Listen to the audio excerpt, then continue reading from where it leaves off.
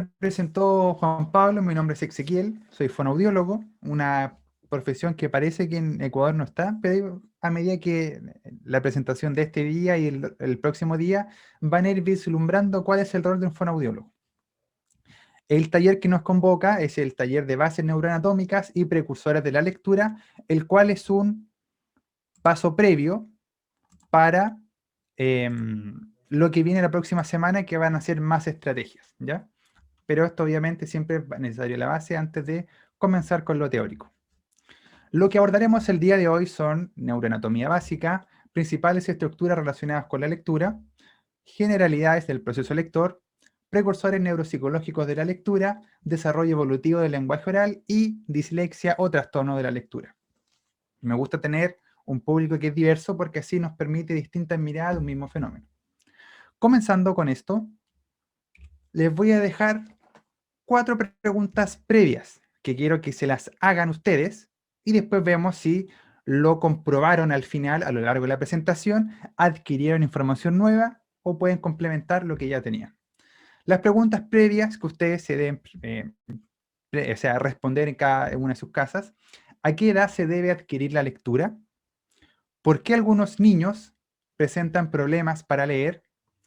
¿Cuáles son las principales habilidades para la adquisición de la lectura y a qué edad uno debe comenzar a intervenir en la lectura? ¿Ya? Estas son preguntas fundamentales para las personas que trabajamos con ya sea el desarrollo del proceso lector o la intervención de la lectura, ya que esto nos forja una ruta a trazar para poder intervenir. Como decía el nombre, vamos a ver ciertos conceptos neuroanatómicos bases partiendo desde el desarrollo histórico hasta lo que nos convoca el día de hoy. ¿Por qué el desarrollo histórico? Porque tenemos que saber desde dónde venimos, hacia dónde estamos, para dónde vamos. En relación a Egipto, ya hace más de 5.500 años atrás, o 3.500 años antes de Cristo, se da la que sería la que probablemente sea la primera descripción del cerebro de la historia. Ellos mencionaban que afuera del cerebro había una capa que se llama net-net, que sería la dura madre. Y debajo del net-net habría un líquido cerebro, o sea, un líquido sin coloración, lo que ahora sabemos que es el líquido cerebroespinal, que antes se llamaba líquido, líquido cefalorraquídeo, van cambiando toda la nomenclatura. Y también mencionaban los egipcios que era el cerebro, la médula del cráneo. Para los que no están familiarizados, este es un cerebro, obviamente. Obviamente lo conocen, pero ¿qué es lo que pasa? Que uno muchas veces lo ve en papel, por tanto lo ve en 2 dimensiones. Pero tenemos que ver que el cerebro es tridimensional e incluso hay componentes dentro del cerebro y bajo el cerebro que nos permite la funcionalidad de muchos procesos, especialmente lo que nos convoca la lectura. Y cuando hablamos de net-net, que sería la dura madre, la primera capa, es lo que cubriría el cerebro, ¿ya? Aristóteles, ya el siglo IV después de Cristo, mencionaba que el centro del intelecto está en el corazón y que la racionalidad del hombre se debe a que el cerebro enfría la sangre sobrecalentada en el corazón. Y acá hay algo muy importante, y de esta época viene el dicho romántico que uno se enamora con el corazón, pero uno se enamora con el cerebro, ¿ya? Porque decía que la racionalidad venía del corazón y era netamente un sistema de que el cráneo y el cerebro calentaba la sangre o calentaba las ideas para procesarlas de manera mejor. O sea, las enfriaba. Ya acercándonos a pasos agigantados al siglo 1900, al inicio de 1900, inicio del siglo XX, tenemos a don Santiago Ramón y Cajal, que es médico español, y la gracia de este médico español, que era poco conocido en el sentido de personas de hispanohablantes en el mundo científico, es que fue el primero en informar con precisión acerca del sistema nervioso y también logró descubrir las neuronas, que serían las células del sistema nervioso central. Asimismo, formula una corriente que se denomina la doctrina neuronal, mencionando que la neurona es el constituyente fundamental del sistema nervioso central. Gracias a lo que este hombre hizo hace un poco más de 100 años, de hecho incluso gracias a este descubrimiento, obtuvo el Premio Nobel de Medicina, podemos saber cómo funciona el cerebro, de qué manera y cómo sería el sentido de se transporta la información de un lado a otro y cómo las distintas zonas cerebrales cumplirían cierto rol, o sea, midiendo obviamente la actividad de manera externa. Y sumado a esto, viene dos escuelas, una la alemana, la principal obviamente, en donde intenta dilucidar ciertas zonas cerebrales, ¿ya? Ciertas zonas cerebrales y cada zona tendría su función, lo que se denomina la citoarquitectura del cerebro. Y Corvinan Brodmann, las famosas áreas de Brodmann, describió las 52 áreas cerebrales y sugirió que cada una tiene una función específica. Lo que hizo acá la escuela alemana o el grupo de investigadores fue que con los lesionados de distintos soldados y también viendo diferentes análisis de cerebro post-mortem, iban identificando ciertos patrones para poder vislumbrar para qué servía cada zona. Así, por ejemplo, de manera bien genérica, tenemos que la parte de acá atrás del cerebro sería o lóbulo occipital, después lo vamos a ver en detalle, estaría relacionada con la visión, por ejemplo. Acá al lado, a nivel temporal, con el lenguaje comprensivo, acá el lenguaje expresivo y acá la función ejecutiva, que nos serviría para poder planificar, entre otras funciones. La gracia, como dijo Juan Pablo, la presentación se las voy a dejar y van a tener toda la información disponible. Pero es igual es un poquito más cargada la diapositiva para que cuenten con un mayor recurso bibliográfico. Teórico en realidad. Aquí están las famosas áreas de Brodmann. Si se dan cuenta, cada área tiene un color distinto, en donde tenemos que las funciones ejecutivas, eso, el hecho de yo ir al supermercado, ir y volver y no perderme, por ejemplo, es un hecho crucial de la función ejecutiva, el hecho de poder sacar los cálculos mentales, el hecho de que si voy manejando mi auto, se cae un árbol, no le doy de frente al árbol, sino que espero a que saquen el árbol o si hay una ruta alternativa, toma la ruta alternativa para poder hacer esa decisión. Eso es lo que ocurre en las funciones ejecutivas, ocurre cuando el niño está leyendo o se está preparando para leer, así como también para poder responder una pregunta o más adelante las evaluaciones. Y una serie de cosas más, obviamente. Muy importante para los psicólogos, lo que está en color naranjo, regulación emocional, y muchas veces se menciona solamente la parte de abajo, pero tienen que recordar que en la zona de acá también hay estructuras relacionadas con la parte emocional. ¿Y por qué es importante la emoción? Porque la emoción es el pegamento de los aprendizajes. De hecho, si se ponen a pensar ustedes, la asignatura que les iba mejor, lenguaje, matemáticas, era la asignatura que más les gustaba.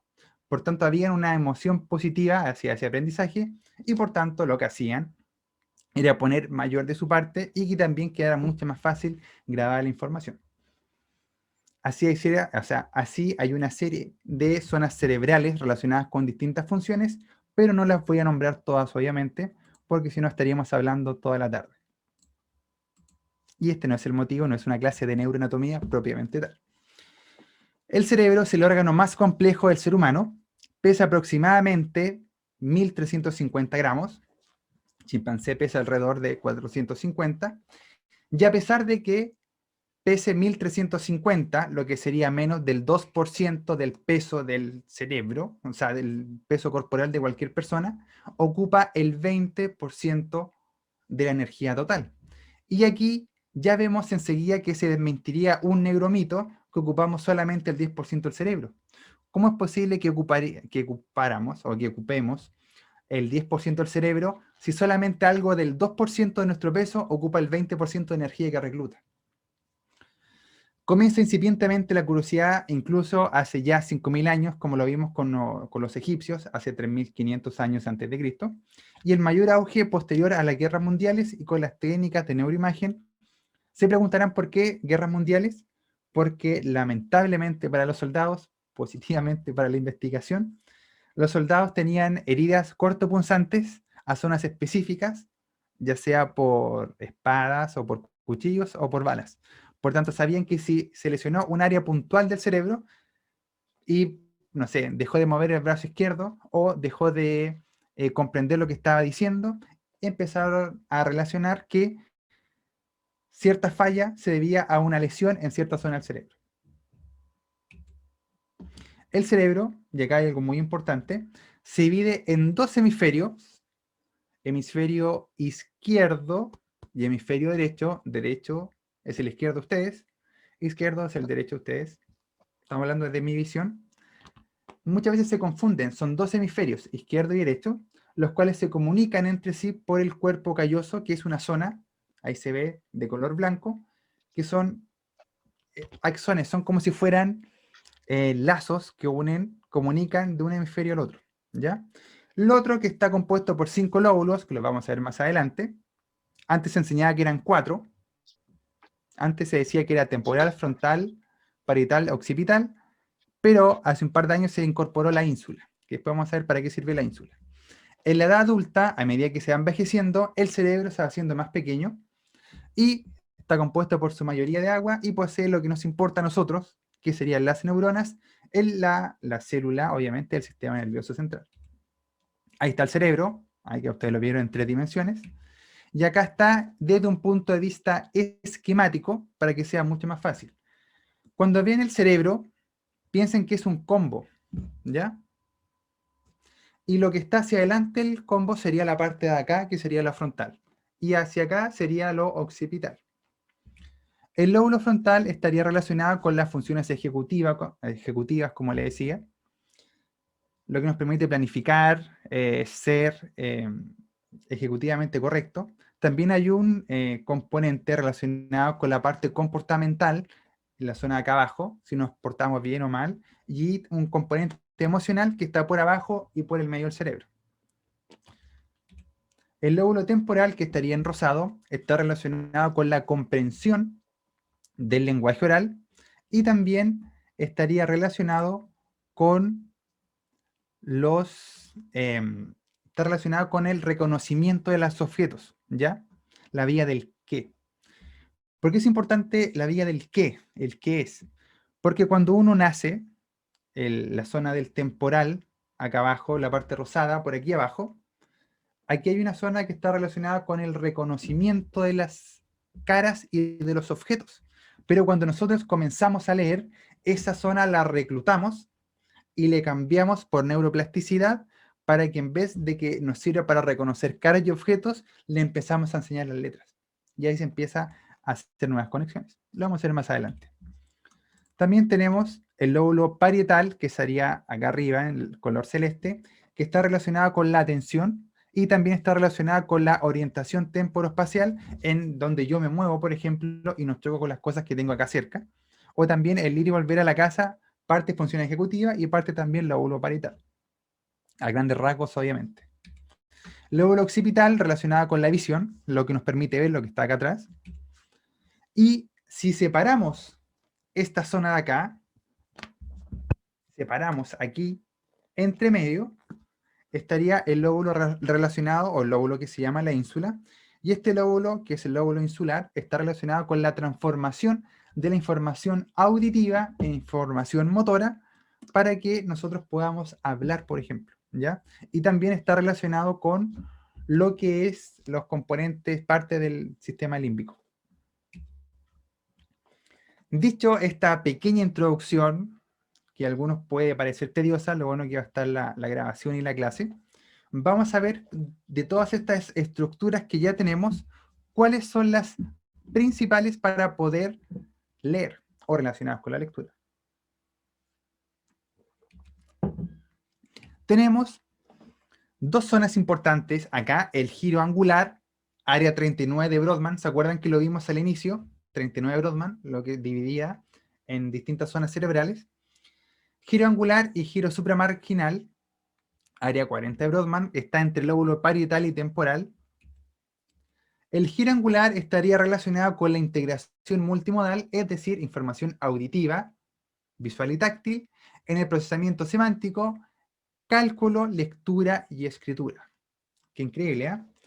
Cuando hablamos de integración multimodal, es algo tan simple como que, imaginemos que yo le estoy mostrando acá un lápiz, ¿ya? Ustedes lo ven vía visual, que sería Vamos a ver si me deja compartir acá. Desde lo que está en color occipital, que sería el lóbulo occipital, que está relacionado con la visión, van a esta zona de integración multimodal temporoparieto-occipital, y ustedes por vía visual ven que es un lápiz y también saben para qué sirve. Ahora, si ustedes cierran los ojos y yo les pasara este lápiz, ustedes con el tacto podrían saber que también es un lápiz. ¿Y eso qué pasó? Vía parietal, que está relacionada con la sensopercepción, sabrían qué información es, sabrían qué es y también sabrían, perdón, para qué sirve. Y si yo, por ejemplo, hago sonar aquí, obviamente acá en la mesa suena distinto, quizás auditivamente algunos podrían identificar que sí se trata de un lápiz y también sabrían para qué sirve, que sirve para escribir. Y eso sería vía temporal de color rosado, información auditiva, que llegó esa información auditiva y que después, obviamente, accedieron al significado y accedieron al nombre. Por tanto, la zona temporoparieto-occipital está relacionada con la integración multimodal de las distintas zonas para guardar o evocar una información específica.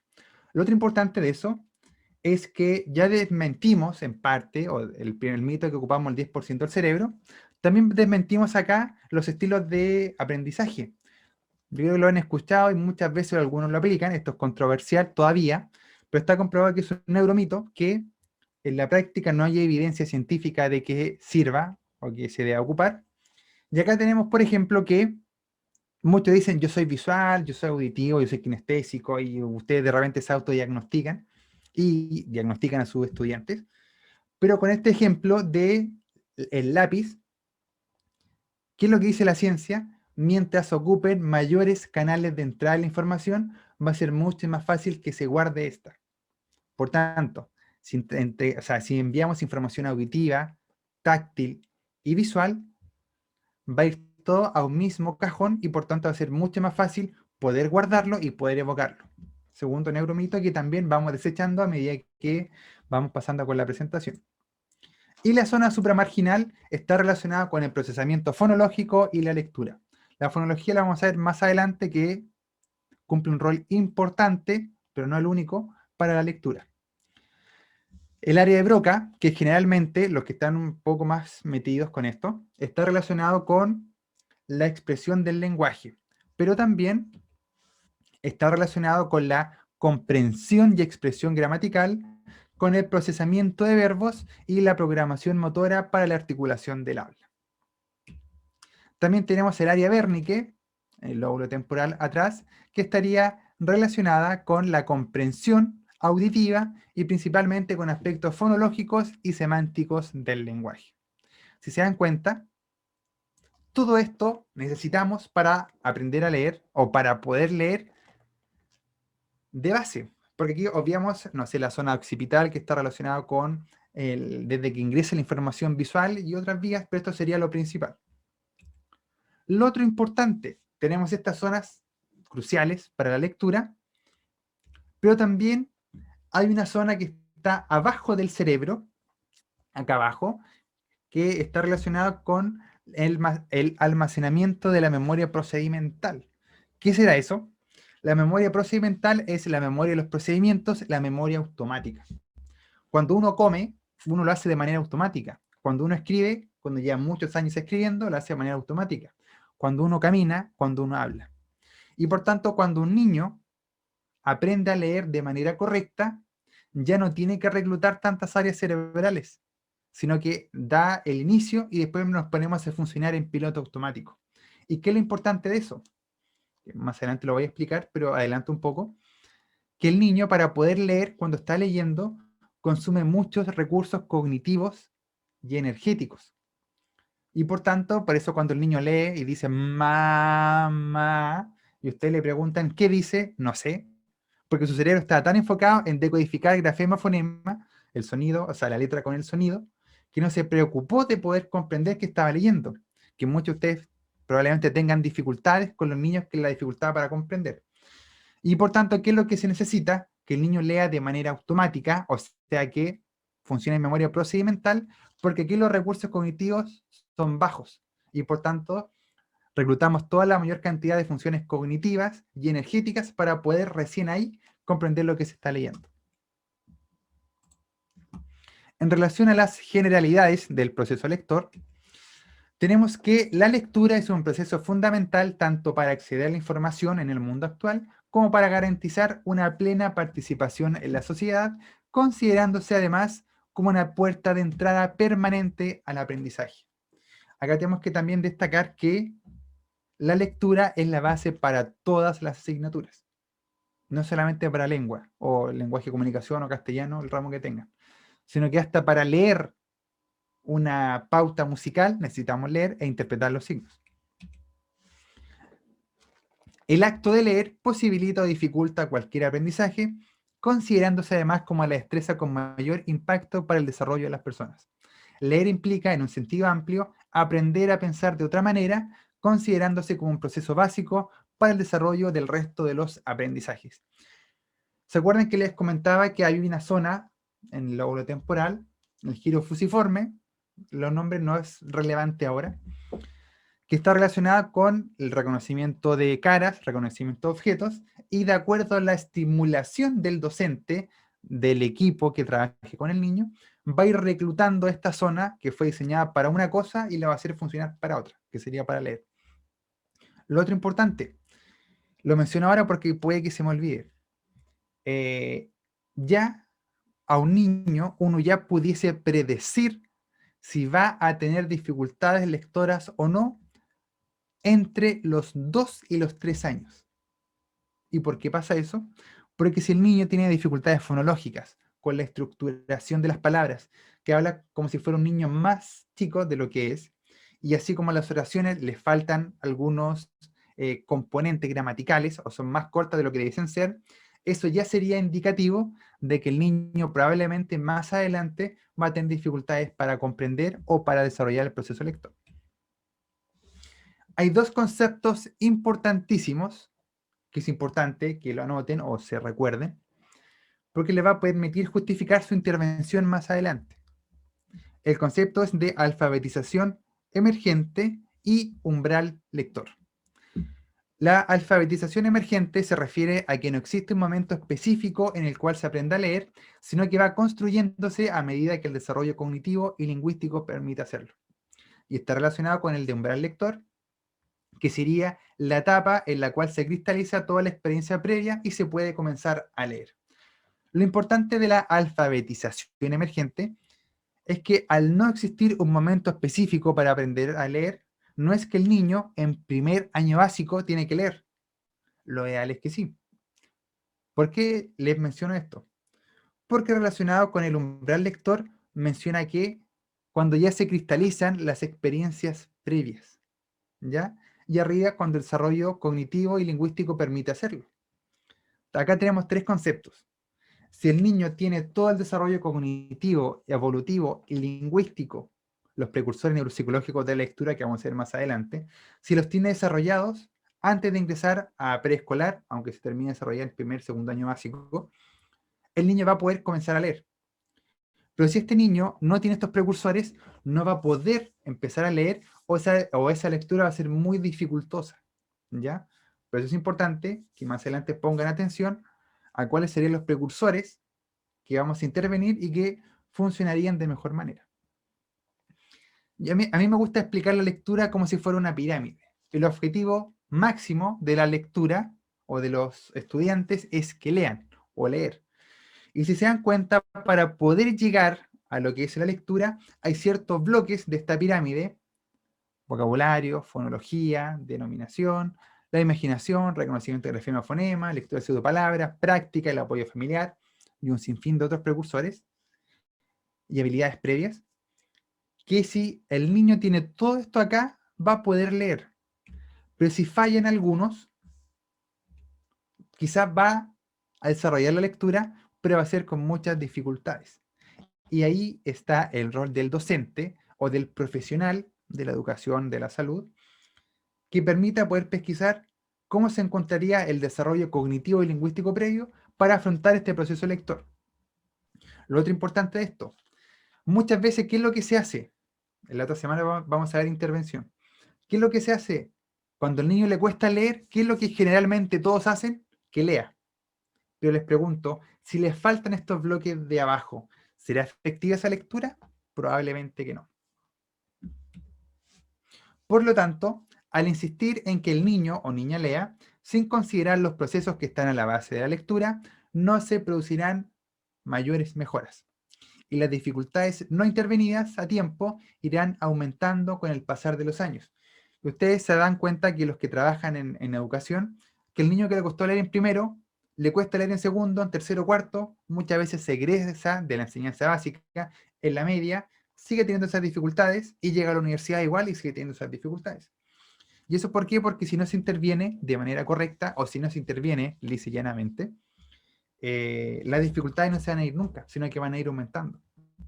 Recuerden que a medida que van pasando los cursos, hay ciertas exigencias que deben cumplir los estudiantes para poder ir accediendo.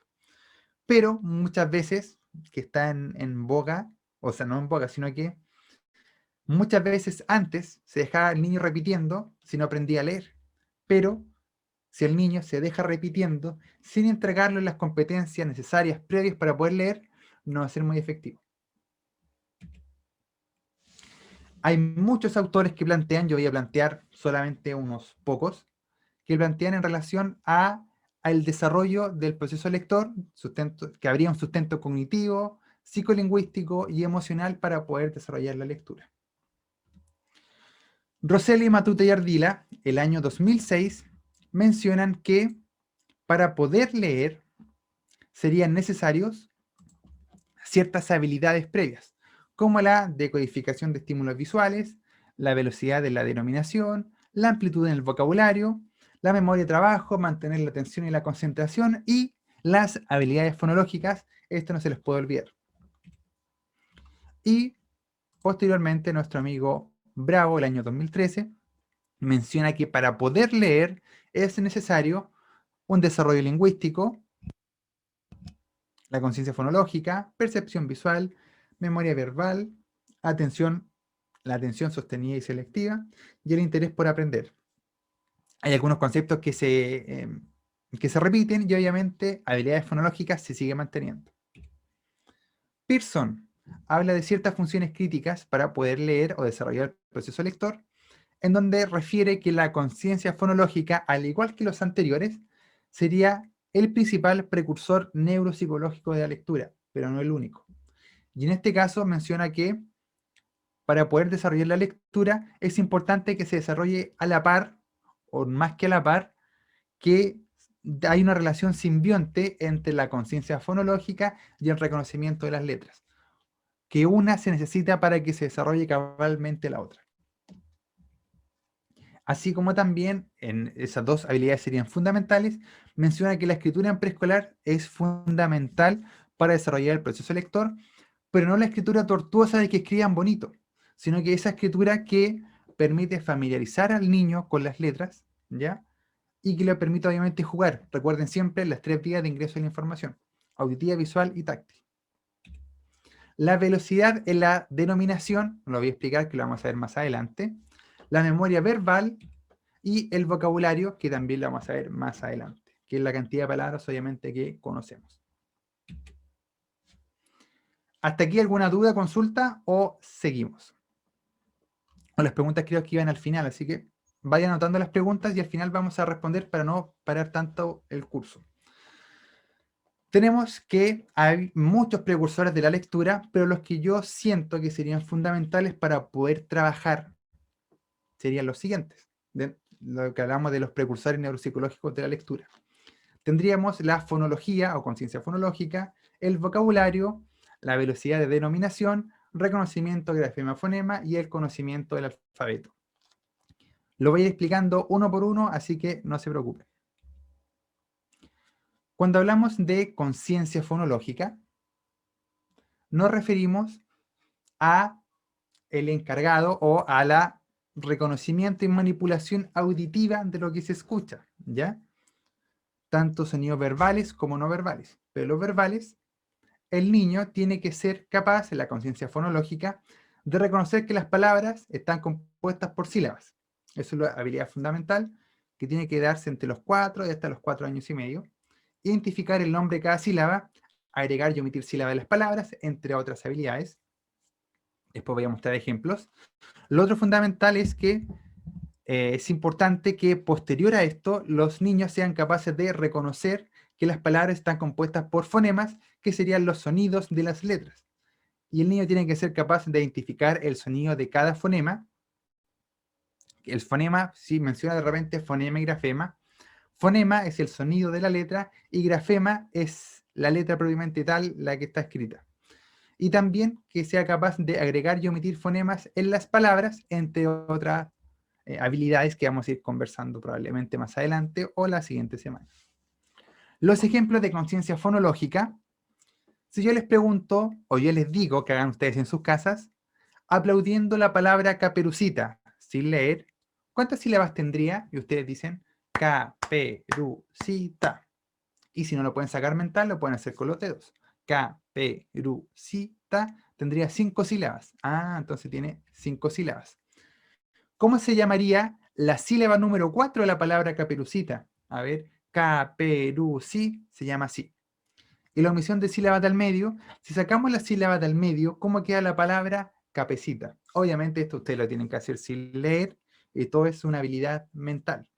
Esto es relativamente fácil para nosotros que hemos desarrollado el lenguaje, pero imagínense un niño que está recién aprendiendo a leer, o que tiene dificultades en la lectura, o que está a nivel preescolar, que es importante que se trabaje, es una habilidad un tanto compleja, pero más compleja es la conciencia fonémica.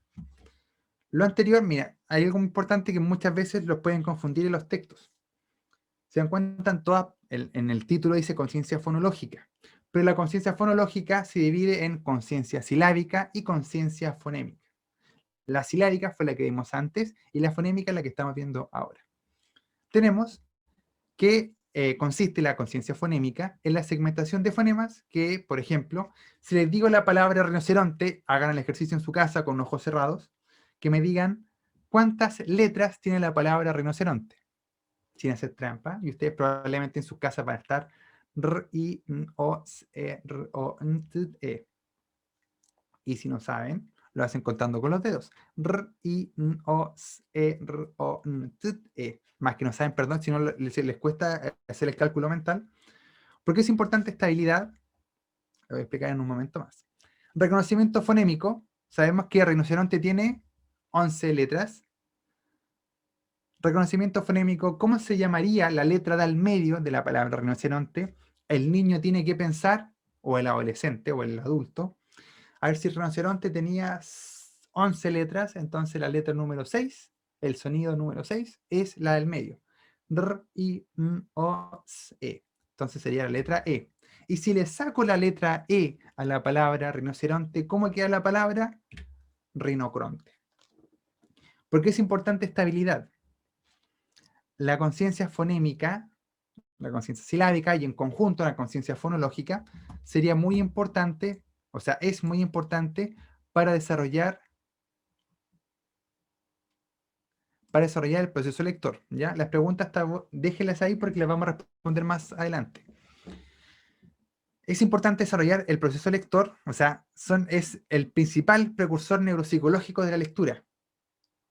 Es la conciencia fonológica, pero no es el único, ¿ya?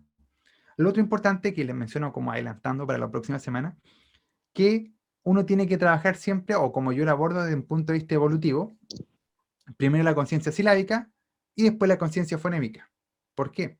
Evolutivamente, después vamos a ver algunas fechas, evolutivamente tenemos que la conciencia silábica se debiese desarrollar a los 4, pre-kinder hasta kinder, mediados de kinder, y en kinder ya debiesen comenzar a trabajar la conciencia fonémica, que es esto de acá. Muchos pueden decir que es muy complejo trabajar la parte fonémica, con los sonidos de las letras, obviamente si es que no se trabaja lo anterior, obviamente cuesta mucho.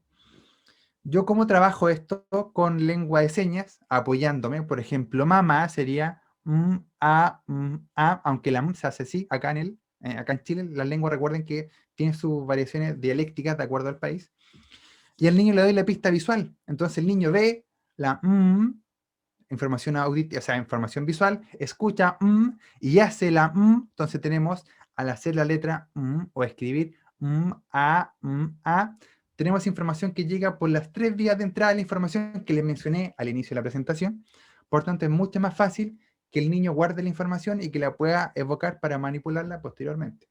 Lo otro importante, que si bien esto no es de intervención, pero lo voy a mostrar, o sea, les voy a comentar algo.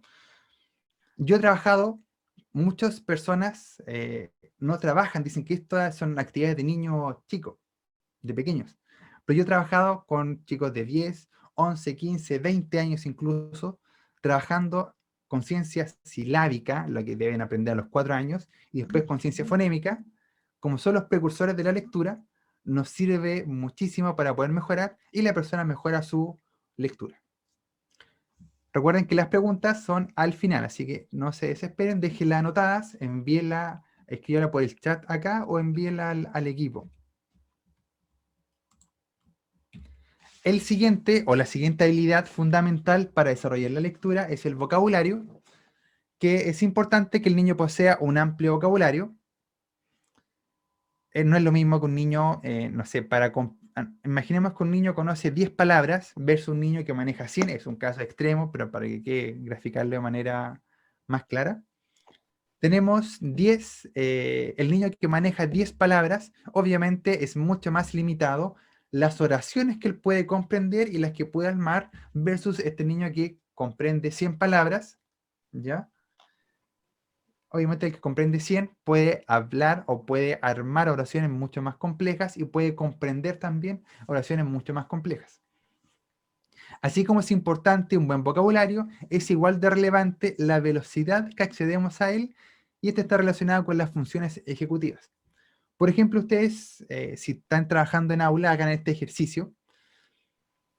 Pídanle al estudiante que escriba en 3 minutos, en 5 minutos, a todo el curso, la mayor cantidad de animales que conozcan. Animales es relativamente fácil, ¿cierto? Pero ahí se van a dar cuenta que hay muchos niños que van a escribir 4, 5, 6 en 3 minutos, versus otros que escriben 15, 20, 30. Y el niño, ustedes saben que el niño sabe más de 3 animales. Imaginemos 5 animales: perro, gato, caballo, gallina, delfín. 5. Y ustedes saben que el niño sabe muchas más que esos animales, pero ¿qué es lo que pasa? Que no son eficientes en la búsqueda de la información almacenada. Función ejecutiva, recuerden siempre lo que estaba en color amarillo que les mostré en el cerebro al inicio de la clase. Así que tienen que estar muy atentos con el vocabulario. El vocabulario se desarrolla cuando son pequeños por medio de las conversaciones y los cuentos, y a medida que van creciendo, cuando ellos empiezan a leer, empieza a aumentar obviamente su vocabulario. Y se consigue solo con la ejercitación. Este es una carta de lector que yo hice un par de años atrás, el cuento como herramienta de intervención, en el cual señalo que el cuento muchas veces más que ser utilizado, o aparte de ser utilizado como un instrumento pedagógico y un instrumento de estimulación, el cuento, si se utiliza de manera consciente, de manera juiciosa, nos puede servir para estimular habilidades cognitivas y lingüísticas, ¿ya?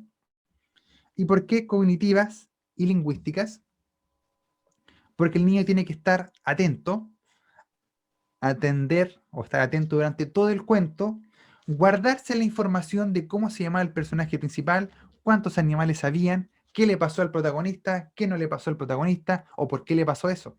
Ahí tenemos atención, tenemos vocabulario, tenemos concentración, tenemos memoria de trabajo, que es almacenar la información para ser manipulada, memoria de corto plazo, función ejecutiva también, la manipulación y una serie de procesos cognitivos y lingüísticos solamente al leer el cuento. La otra recomendación que les doy ciertas pinceladas con lo que vamos a ver la próxima semana, es que ustedes, aparte de el vocabulario propiamente tal, obviamente, que es importante acceder a él, ustedes tienen que trabajar con cuentos que el niño no conozca. Si ustedes al niño le dicen, vamos a ver La Caperucita Roja, el niño se sabe de memoria La Caperucita Roja. Por tanto, va a ser muy fácil que el niño pueda descifrar de qué se trata La Caperucita Roja y no va a poner atención y no va a estar interesado en el cuento, porque ya se lo sabe. acá en Chile, no sé si pasa allá en Ecuador, yo creo que sí, hay libros que dicen, no sé, 365 cuentos para crear a mujeres valientes o niñas rebeldes, creo que era el texto. O 365 cuentos para ir a dormir. 365 cuentos para de animales. Y ahí ustedes que tienen una lectura distinta para todo el año y lo pueden ocupar el siguiente año y el siguiente año y el siguiente año, porque si el niño leyó el cuento una vez, no se va a acordar del año siguiente, o le puede servir para el grupo curso. Lo otro importante acá son las preguntas en formato abierto o cerrado, que eso lo vamos a ver la siguiente semana, para no demorar tanto en esta parte. Tenemos también que la velocidad de denominación y el reconocimiento grafema-fonema. El niño debe ser capaz de identificar rápidamente un grafema, recuerden que el grafema es la letra, el dibujo, y en un proceso mental relacionarlo con un sonido. La consigna es, si se reconoce rápidamente de manera visual, es más fácil asignarle un sonido. En ocasiones este proceso se realiza de manera lenta, por lo tanto se dificulta en gran medida la lectura. Recuerden que nosotros tenemos que leer rápido, o sea, decodificar, hacer la asociación letra-sonido para poder automatizar con la práctica el proceso y poder leer rápido. Ahora les voy a mostrar, después ustedes me conversan cómo les fue con este ejercicio, les voy a mostrar una serie de letras, ¿ya? Pero estas letras ustedes me tienen que decir el sonido de la letra. ¿Por qué el sonido y no el nombre? Se preguntarán algunos. El sonido, porque el sonido, cuando uno escucha la parte de fonología que vimos al inicio, mamá, ¿qué es lo que hace el cerebro? Ya sea leyendo o escuchando, en esa zona cerebral relacionada con la zona temporoperiodo-occipital y el área vérnice, descompone los sonidos, los vuelve a armar y después vamos al significado. Por eso es importante que se trabaje el sonido de la letra, porque es mucho más fácil y estamos entrenando el cerebro para el proceso lector. Recuerden, tienen que decir el sonido de la letra, después me cuenta cómo les fue, no el nombre, el sonido. Voy a ir rápido.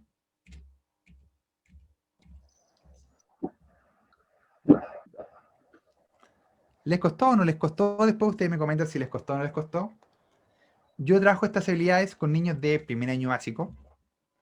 De hecho, tengo una publicación, varias investigaciones que se han realizado, que se las voy a mostrar la próxima semana. Y es importante este reconocimiento rápido o que el niño sea capaz de hacer esta asociación grafema-fonema, porque al hacerlo rápido nos habla de que hay cierto automatismo y si no, tenemos que practicar. Probablemente a ustedes les costó decir el sonido, porque decían el nombre, porque muchas veces se tiene arraigado el decir el nombre más que el sonido. Pero ustedes tienen que enseñar el sonido. Conocimiento del alfabeto relacionado con el conocimiento de los nombres y sonidos de las letras del abecedario. Es importante que se aprenda el sonido del grafema, como lo dije recién, no el nombre, y letra imprenta por sobre letra manuscrita obligada. Y aquí siempre los profesores como que saltan. ¿Por qué letra imprenta por sobre la ligada? Piensen que antes, hace siglos atrás, los libros, ¿cómo se escribían? Por los sacerdotes, por los que están los escribas, era a mano, con letra ligada. Pero con el llegar de la imprenta, pasamos a letra imprenta, y los estudiantes, la única vez que ven o leen letra ligada es cuando, bueno, cuando había presencialidad obviamente, cuando veían la profesora escribía en el pizarrón con letra ligada. Pero la profesora les evaluaba letra ligada, o sea, les obligaba a escribir en letra ligada, pero después las pruebas se las pasaba impresas en letra imprenta. Por tanto, el 99% de los textos que el niño lee están en letra imprenta. Versus el 1% que era cuando la profe le escribía y lo forzaba al pobre estudiante a leer, o sea, a escribir con letra bonita. La letra imprenta es mucho más fácil que el niño se la guarde. Imaginemos que tenemos 27 grafemas o letras del abecedario, por 2 serían 54. ¿Qué es más fácil? Y por 2, letra imprenta, por 2, letra ligada, son 108 fotos e imágenes que el niño tiene que aprender. ¿Es más fácil que se aprenda 54 o 108? Lo que no quiere decir que no se enseñe letra ligada. La letra ligada se puede utilizar para maduración de la grafomotricidad propiamente tal, pero no forzarlo a escribir en letra ligada porque es antinatural. De hecho, hay muchos docentes que uno ha hecho muchas capacitaciones, por algo, o sea, nos conocemos en congreso y todo con Juan Pablo y con muchos de los docentes que están en esta serie de cursos. Y muchos docentes conversan que ellos se preocupan de que el niño escriba bonito para yo poder leerles bien. Pero ahí uno dice, ¿cuál es el objetivo? ¿Que el niño escriba bonito o que el mensaje se entienda? O que él comparta. Porque muchas veces se pierde tiempo que el niño escriba bonito en vez de trabajar todos estos precursores de la lectura, y muchos niños salen copiando, ni siquiera escribiendo bien, copiando hermoso, pero no tienen idea de lo que están leyendo o leen muy lento. Y ahí les pregunto a ustedes, ¿qué es más factible para ustedes? ¿Que el niño lea bien, que comprenda lo que lea, o que escriba bonito? Así que centren los recursos en lo necesario. Ahora, estimados, vamos a tener 10 minutos de receso porque, como yo sé cómo funciona el cerebro, y les quiero comentar a ustedes, el cerebro, pero antes se los comentaron, pero si no, el cerebro es como un vaso con agua. Y el vaso con agua, a medida que va pasando el tiempo, se va llenando de agua y después se satura. Y cuando se satura, la atención se pierde y por tanto no graba la información. ¿Qué es lo que es? Por eso es importante que en las clases ustedes hagan siempre breaks, recreos, para poder refrescar, vaciar este vaso con agua, para estar atentos después. Así que ahora yo tengo o sea, en 10 minutos más nos conectamos. Ahí voy a dar el aviso. Así que vayan al baño, tomen agua, café y nos vemos en 10 minutos, estimados y estimadas, para que tengan una jornada provechosa. Así que nos vemos. Llegaron todavía. Sí, ¿no?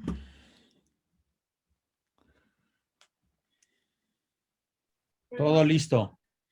Genial. Comenzamos entonces. Cumpliéndose los 10 minutos de reloj. Ya llegamos, estamos presentes. Eso es bueno, sí veo entusiasmo. Así que cualquier cosa, las preguntas las van canalizando y después las respondemos al final. Gracias. Breve repaso, porque si es materia nueva, es importante recordarlo. Recuerden siempre, grábense en lo que es la pirámide. Yo siempre trabajo así, la pirámide, comillas, de la lectura.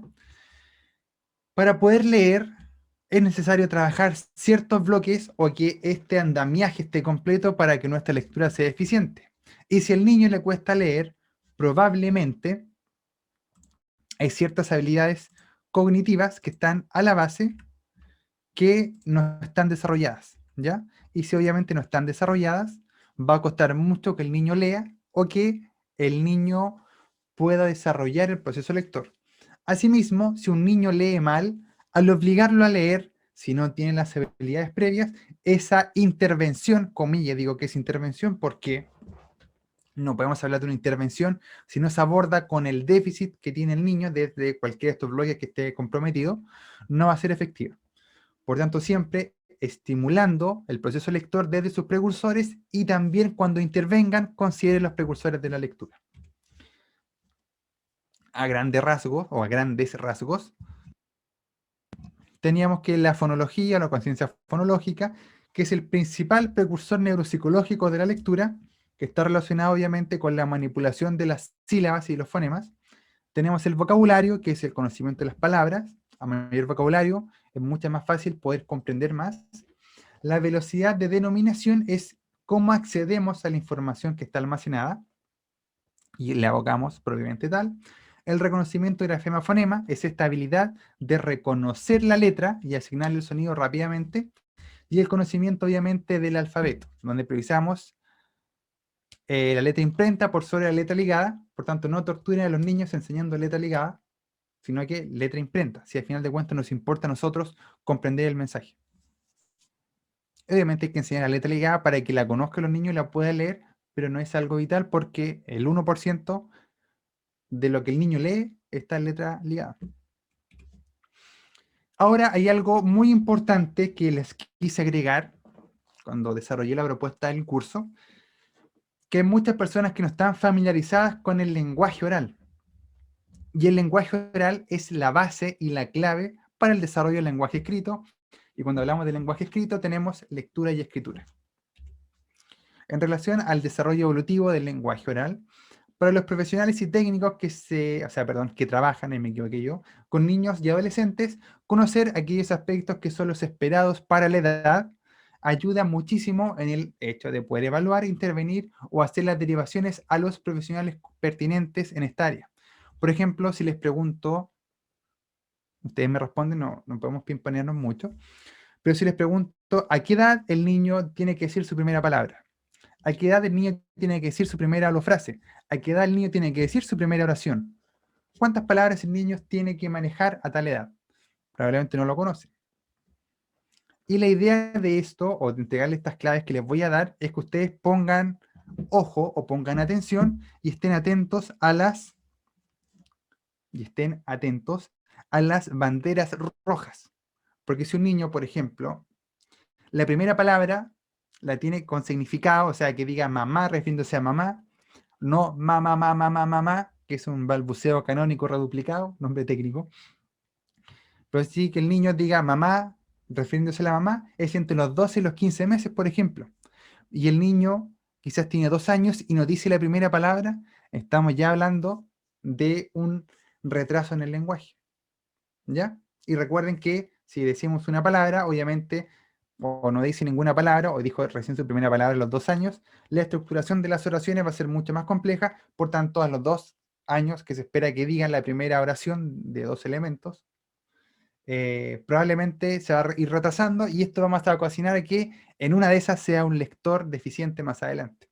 Por eso es importante cuando ustedes, y por eso les quise mencionar esto, cuando ustedes trabajen o evalúen a un niño, pregunten cuándo dijo la primera palabra, cuándo dijo la primera oración y si presentaba dificultades, si ellos sentían que hablaban como un niño más pequeño.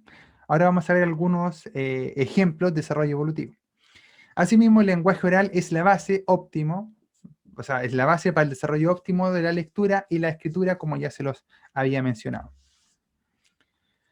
Cuando hablamos de la cronología de la evolución comunicativa lingüística, tenemos que esperar como un bebé a los 2 meses haga el contacto visual, o sea, que uno se mueva y te siga.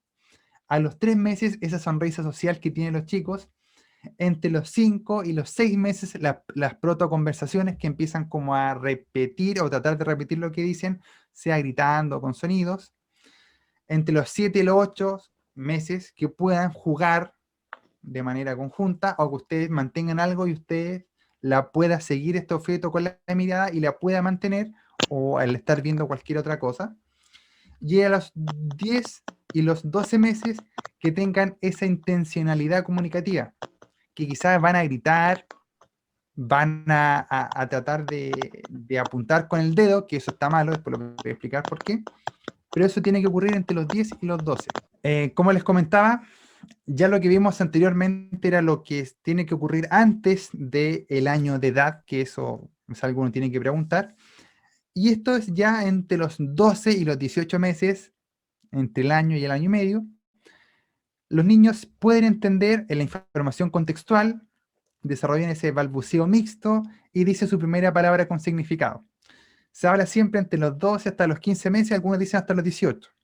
Recuerden, la palabra con significado es que diga mamá, refiriéndose a mamá, y no mamá, mamá, mamá, mamá, que ese es una repetición que no tiene intención. ¿Ya? Por eso ustedes siempre cuando pregunten a un niño que tenga dificultades en la lectura, pregúntenle cuándo dijo su primera palabra con significado. A los 2 años, los niños ya comprenden oraciones simples como ven o pásame la pelota, comprenden entre 250 y 300 palabras, arman frases de 2 elementos, que ellos pueden decir mamá cheche, como mamá quiero leche, obviamente les faltan conectores, pero se entiende la intención, y dicen alrededor de 50 palabras. A los 3 años ya comprenden oraciones de órdenes de 1 y 2 elementos, como por ejemplo, cuando vayas a la pieza, tráeme la pelota que está arriba de la mesa, o de la cama, por ejemplo. ¿Se dan cuenta? Son 2 instrucciones que están en una misma oración, sin apoyo del contexto, en donde ustedes le dicen solamente, pero no le apuntan, ¿ya? Ustedes le dicen de manera verbal y el niño la almacena, o sea, almacena la información y va a ejecutar la tarea que se le pidió, o la misión. Arman frases simples usando artículos, preposiciones y adverbios. O sea que ya es un habla que es un poco más parecida al de un niño un poco más grande. No se comen los artículos, los conectores, como ha pasado los 2 años. Entre los 4 y los 5 inicia la habilidad de inferir, ¿ya? Por ejemplo, quizás está triste porque, o sea, quizás mi mamá está triste porque se le olvidó comer su colación. O sea, está tratando de inferir algo que probablemente no sea la inferencia correcta, pero está tratando de interpretar la intención del otro. Usan frases largas, coordinadas, son repetitivos de las estructuras utilizadas y suelen tener algunos defectos fonológicos. Recuerden, por ejemplo, en vez de decir caperucita, dicen capepeperucita, porque están aprendiendo a jugar bien. Y ya a los 5 y 6 años cuentan con un léxico de 14.000 palabras. O sea, comprenden 14.000 palabras. Recuerden que el niño a los 2 años comprendía 250 a 300 y ya entre los 5 y los 6 comprenden 14.000 palabras. Por eso es importante que se trabaje el vocabulario, la lectura, el juego, desde un punto de vista del lenguaje oral, que es la base del lenguaje escrito. Imagínense, un niño que llega manipulando a 14.000 palabras versus otros que no fue trabajado correctamente, que llega con 4.000 o 5.000 o 10.000, las palabras que sean. Obviamente va a ser mucho más pobre el lenguaje oral y va a ser mucho más pobre los recursos que va a tener para poder afrontar el proceso lector. Domina la gramática básica, presentan normalidad fonológica y ya podrían dialogar de manera fluida. Aquí se habla que ya a los 5 o 6 años es un habla ya más parecida a la de un adulto. Esto obviamente es algo que ocurre de manera bien genérica, puede variar entre los países, yo estoy acá en Chile, ya Ecuador, pero sí es importante que ustedes los puedan, perdón, me pasé, que ustedes los puedan incorporar. Recuerden siempre, las preguntas claves que tienen que incorporar es ¿cuándo dijo su primera palabra con significado? ¿Cuándo dijo su primera oración? La oración la tiene que hacer a los 2 años y se van a encontrar con muchos niños que las va a hacer cuando tienen 3. Y ustedes dicen, se van a acordar de mí, del chileno que les dijo que entre los 2 y los 3 años, cuando tenía dificultades para armar oraciones, o cuando el habla, no sé, en vez de decir perro o pelo, la R se adquiere entre los 5 y los 6 años, en vez de decir, no sé, pelo, que dicen todos los niños de la edad, dicen pelo para decir perro, y este niño dice P, por decir algo extremo. Por tanto, ya hay algo ahí que sí le costó siempre decir las palabras más cortas, o hablaba como si fuera una guagüita y tenía como 3 años. Se van a encontrar con casos extremos que a mí me ha pasado que con 4 entrando a preescolar hablan muy mal. Y eso ya dice mucho decir del trabajo que no se hizo en casa. Recuerden siempre, pregunta, la primera palabra con significado, cuando dijo su primera oración. ¿Ya? Y eso no se los puedo olvidar. Asimismo, en relación a las bases biológicas del origen del lenguaje, existen 2 momentos de desarrollo y especialización de zonas corticales. Cuando hablamos de corticales, hablamos del cerebro. El primer momento del desarrollo ocurre en el hemisferio dominante. Cuando hablamos del hemisferio dominante, yo escribo con la mano derecha, soy diestro. Por tanto, mi lateralidad, el hemisferio izquierdo, controla todo mi lado derecho del cuerpo. Las personas que son zurdas, hay un porcentaje que tiene control bilateral de los 2 hemisferios para poder escribir con la izquierda, otro del lado derecho, pero igual la mayoría sigue siendo el hemisferio izquierdo. Entonces, en el hemisferio dominante, las áreas del lenguaje ocupan una gran parte de las zonas asociativas, o sea que se relacionan unas con otras para poder almacenar o evocar la información. En dichas áreas maduran en primer lugar las perisilvianas, es decir, el área asociativa acústica, el área Wernicke, asociativa motora de la cara a la de Broca, 24, y sus respectivas conexiones, el opérculo parietal, área de Broca 40, y un poco más tarde va a madurar el fascículo arqueado del giro supramarginal. El desarrollo de dichas áreas posibilita la repetición ecolálica del niño.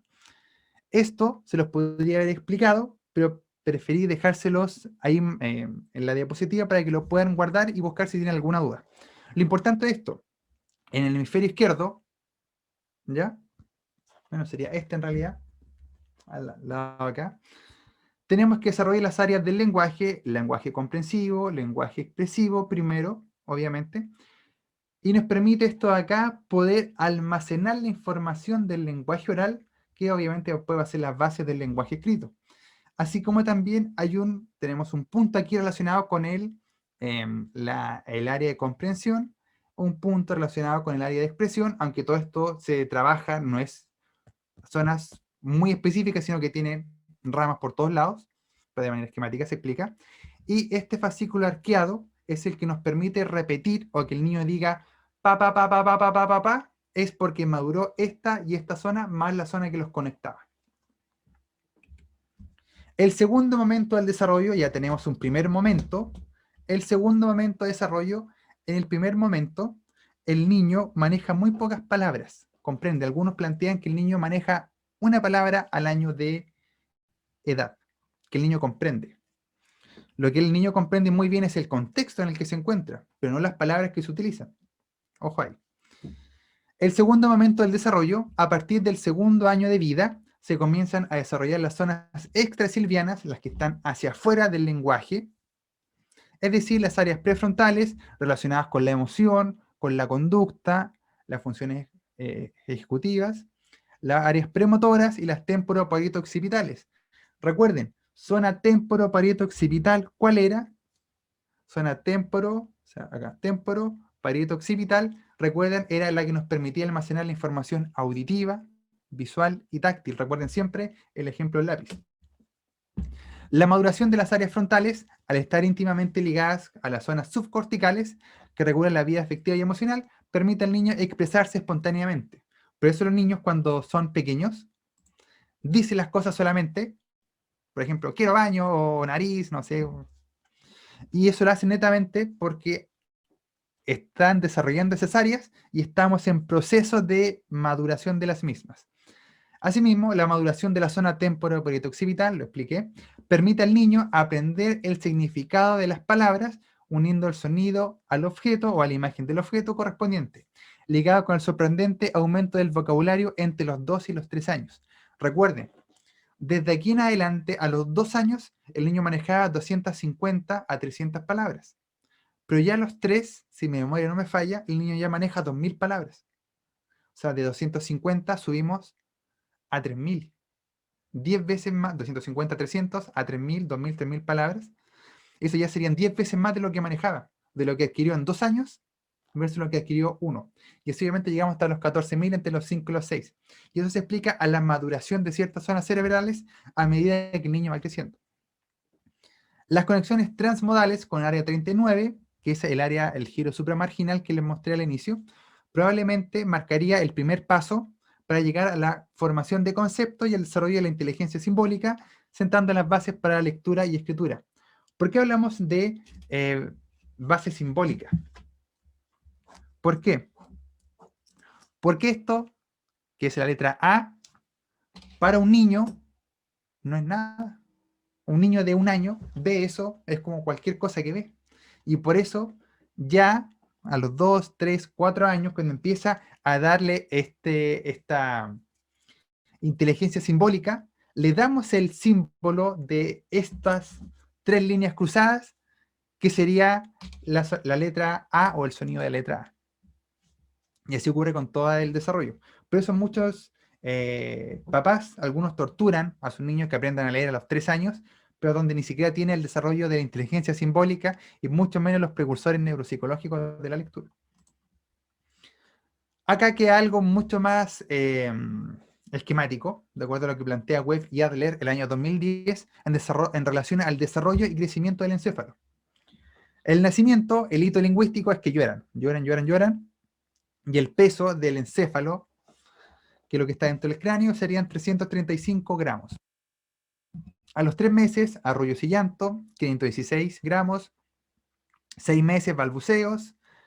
9 meses, la jerga con entonación de la voz, cuando empiezan a jugar así con su voz, ¿ya? Ocurre a los 9 meses. A los 12 meses serían las primeras palabras, entre los 12, recuerden, 12 a 15, 18 meses, que ya el cerebro pesa más del doble de cuando nació. A los 18 meses, la denominación inicial, que ya empiezan como a apuntar y tratar de decir, no sé, cheche, por leche. ¿Y eso qué significa? Mamá, quiero leche. Pero el niño, ¿qué dice? Cheche. A los 2 años realiza las frases de 2 elementos y ya el cerebro pesa 1 kilo, 1064 gramos. Y acá vienen, recuerden que habían 2 hitos. Uno que estaba alrededor del año, que cuando empezaban las primeras palabras, 900 gramos. Ahora, el niño a los 2 años, su cerebro ya pesa 1064 gramos. ¿Y cuánto dijimos que pesaba el de un adulto? 1350. O sea, estamos casi al límite. Por eso se produce esa explosión del vocabulario de aquí en adelante. Y por eso es importante que se trabaje con el niño. A los 5 años, el uso de frases, el cerebro ya es 1180, y ya a los 12 años, el peso correspondiente a la maduración completa de un adulto, 1320, 1350 gramos. Esto porque es importante, la idea de poder esquematizarlo de esta manera, es que ustedes tienen que ir acompañando con una intervención correcta y una intervención adecuada este desarrollo del lenguaje oral, que es la base del lenguaje escrito. Ahora sí vemos lo que es la relación entre el lenguaje oral y el aprendizaje escolar. Tenemos que, en primer lugar, debemos mencionar que el lenguaje es el medio que nos permite la interacción, ya sea con los docentes o los compañeros. Por tanto, el que esta habilidad superior se encuentre indemne facilitará en gran medida la adquisición de conocimientos y el transitar por todos los niveles de enseñanza. Sumado a lo anterior, el lenguaje oral es fundamental para el desarrollo del lenguaje escrito, lectura y escritura, y lo otro importante que muchas veces no mencionan, el lenguaje oral es uno de los principales reguladores de la conducta. Si yo, por ejemplo, voy y le puedo dar una patada a mi compañero, después pienso, pero si le hago daño, entonces no le pego. O si le va a doler, entonces no le pego. Y eso que estamos haciendo, un diálogo interno. ¿Y cómo se desarrolla ese diálogo interno? Con lenguaje. Pero ese lenguaje es uno de los mayores reguladores de la conducta, y muchos que trabajan en ambientes educativos o con niños se dan cuenta que aquel estudiante que presenta muchas dificultades lingüísticas se porta muy mal o tiene muchas dificultades en la conducta. Una clave por qué pasa eso. Para desarrollar y perfeccionar la comprensión lectora, la habilidad crítica en muchos establecimientos educacionales, que muchos sufren porque el niño no lee o no comprende lo que lee, es crucial que los estudiantes, aparte de poseer un buen nivel cognitivo, tengan un buen vocabulario oral, sean capaces de comprender lo que se dice de manera oral, lean rápido, entre otras habilidades que ya fuimos conversando. Por tanto, para potenciar el desarrollo de este proceso cognitivo, deben articularse estrategias en todos los niveles, comenzando desde los niveles iniciales, o sea, niveles de educación inicial o preescolares. Muchas veces las escuelas tienen nivel preescolar, tienen la enseñanza básica, y algunas tienen la enseñanza media o la secundaria en un mismo espacio. Pero lo que sucede es que el nivel prebásico funciona como una isla de lo que ocurre en la básica, y la básica funciona como una isla entre lo que ocurre a nivel preescolar y a nivel de enseñanza media, siendo que cada hito que ocurre a nivel preescolar es fundamental para que puedan hacer la pega bien el primer año básico y la enseñanza básica, y muchas veces les cuesta eso o no lo manejan. Y ahí obviamente la idea de este curso es que ustedes tengan esa herramienta y puedan hacerla llegar a sus comunidades educativas. Lo otro importante que no se me puede quedar en el tintero, que para poder leer hay distintos modelos. Un modelo que más me agrada a mí es el modelo de doble ruta, en donde menciona que habrían 2 rutas para poder leer, ¿ya? Una ruta directa, léxica o lexical semántica, yo a veces voy a ocupar cualquier sinónimo, y esta ruta directa lexical semántica nos permite el reconocimiento visual completo de la palabra, comunes que están almacenadas en la memoria visual. Entonces son lectura solo de palabras comunes almacenadas en la memoria. Por ejemplo, ¿qué dice ahí? Mamá. Y ustedes leyeron abajo que dice mamá y no fue un mamá. Porque esa palabra ustedes ya la tienen incorporada, como probablemente todas las que yo mostré acá, o casi todas. Por tanto, este proceso, al estar almacenado, uno lee la palabra completamente, no letra por letra, grafema, fonema, grafema, fonema, grafema, fonema, sino que la lee como un todo, porque ya está almacenada. Tenemos también la vía indirecta, subléxica o fonológica, que es el reconocimiento de cada grafema con su fonema. Mamá, mariposa. y permite leer todas las palabras y pseudopalabras. ¿Qué dice ahí abajo, por ejemplo? Ya, quizás ustedes lo leyeron en su casa y dice anagnórisis. Y quizás alguno nunca había escuchado esta palabra y tuvo que bajar un poco la velocidad y hacer la transformación grafema-fonema. Cuando una persona está aprendiendo a leer, todos pasan por esto. Primero van a la vía indirecta de la lectura, la vía fonológica, transformación, grafema, fonema. Por ejemplo, la palabra mamá, el niño la conoce, la dice, la comprende, pero no sabe la representación simbólica, no sabe la representación de que ese dibujo corresponde a una A, y por tanto la letra que parece como dos olitas es la M, y por tanto todo lo pasa por vía indirecta. Y a medida que el niño va leyendo, va ejercitando, va practicando, lo que ocurre es que va pasando estas palabras que ya son más conocidas, las va almacenando en la memoria. Por tanto, ya cuando se enfrenta a la palabra mamá, ocupa la vía directa. Pero para las palabras difíciles o que no existan, las pseudopalabras, ocupa la vía indirecta. Y así hace este juego entre una vía y otra. ¿Qué es lo que pasa muchas veces? Que el niño, que está relacionado con la dilexia, que vamos a ver unos minutitos más, una pincelada, tiene dificultades en la vía fonológica, principal precursor neuropsicológico de la lectura, por tanto esta decodificación la hace lenta o la hace mal. Por tanto lee muy mal porque esta transformación grafema-fonema es equivocada. Por tanto, obviamente no puede almacenar tantas palabras y lee, las palabras que lee las lee de memoria y muchas trata de adivinar lo que va leyendo. Recuerden siempre, vía directa, que permite leer las palabras que están almacenadas en la memoria, y la vía indirecta, o su léxica o fonológica, como su nombre lo dice, corresponde a la transformación grafema-fonema. Sigamos entonces, que yo creo que les pasa con todos los niños. Tenemos vía lenta. Quiero que lean en su casa lo que va a aparecer acá, y después me comentan si les costó o no les costó. O lo pueden escribir. Si les costó, dicen que sí. Si no les costó, ponen que no. ¿Qué dice ahí?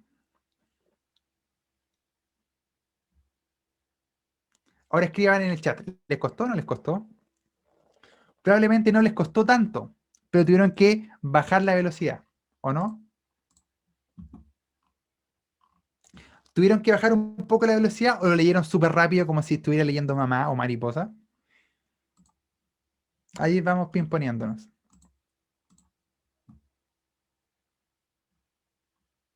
Ya, exactamente. Ahora miren, ¿qué dice acá?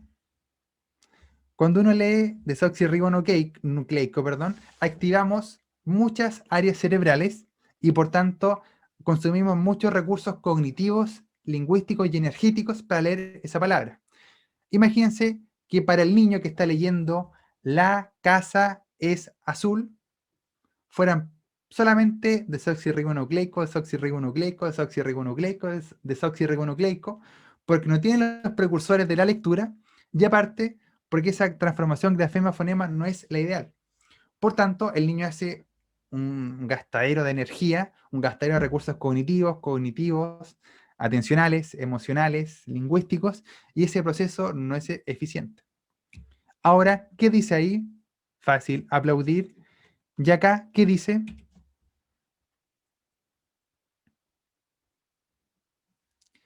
¿Lo leyeron rápido, esternocleidomastoideo, así como lo dije yo, o tuvieron que bajar un poquito la velocidad? Porque ya al bajar un poco la velocidad, estamos en funcionamiento de la vía lenta, la vía indirecta o la vía subléxica, ¿ya? ¿Y eso por qué pasa? Porque son palabras que no están almacenadas en nuestra memoria cotidiana y por tanto hay que bajar la velocidad. ¿Y eso qué significa? Ah, están funcionando con la vía, ahora ustedes saben, entonces aquí, ¿qué pasó? Hicimos con la vía indirecta, en la transformación grafema-fonema. Obviamente, hay algunos que hacen la habilidad, la tienen de decodificar muy rápido, que eso es totalmente válido, pero quizás la palabra no la tenía almacenada en la memoria visual. ¿Ya? Y probablemente la persona, si la tiene almacenada o si la tuviera almacenada, si ahora sintió que lo hizo rápido, quizás lo hubiese hecho mucho más rápido porque la palabra le hubiese tomado la foto a la palabra entera y no leerla letra por letra. Eso es importante. Tenemos entonces, si hay una vía lenta, tenemos la vía rápida, que sería la vía léxica, la vía directa o la vía lexical semántica. ¿Qué dice ahí? Fácil, mamá, que son las palabras almacenadas, que damos el estímulo visual y vamos a memoria procedimental, que es la memoria, o sea, la parte donde están las decodificación automática.